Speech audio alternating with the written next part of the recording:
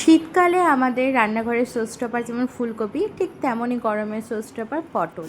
তবে আজকে পটল দিয়ে বানাবো অন্য একটা রেসিপি, তোমাদের সাথে শেয়ার করি। প্রথমে কড়াতে জোয়ান ফোড়ন দিয়ে পটলগুলোকে ভেজে নেব। এতে কিন্তু এক্ষুনি আমি নুন হলুদ দেবো না, আগে এটাকে খানিকক্ষণ ভেজে নেব ঢাকা চাপা দিয়ে, যেন পটলগুলো একটু সেদ্ধ সেদ্ধ হয়ে আসে।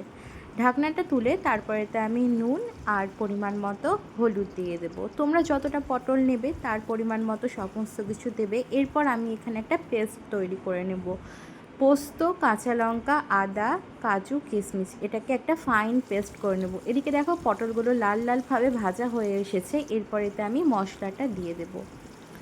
এক্সট্রা কোনো জল আমি এখানে অ্যাড করব না, মশলার বাটি ধুয়ে যতটুকু জল হয় ততটুকুই দেবো। এরপর দিয়ে দেবো বেশ খানিকটা চিনি, যেহেতু এতে অ্যাড হবে টক দই, মানে তৈরি করছি আজকে আমি দই পটল। ব্যাস মশলাটা একটু টেনে আসলে দিয়ে দেবো মেন ইনগ্রিডিয়েন্টস, ফ্যাটিয়ে রাখা টক দই। টক দইটাকে কিন্তু ভালো করে ফ্যাটিয়ে নিতে হবে। তারপর গ্যাসের ফ্লেমটাকে একদম ছোট করে এটাকে ভালো মতো নাড়তে হবে, যেন কোনো লাম্পস না থাকে। নামানোর আগে দিয়ে দিলাম এতে দুটো কাঁচা লঙ্কা চিড়ে। পটল আমার ভীষণ প্রিয় একটি সবজি, যে কোনো রেসিপি ভালো লাগে। এখানে তৈরি হয়ে গেছে আমাদের দই পটল, আর দই পটল খেতে তো অসাধারণ লাগে। এইভাবে তৈরি করে দেখো, দারুণ লাগে।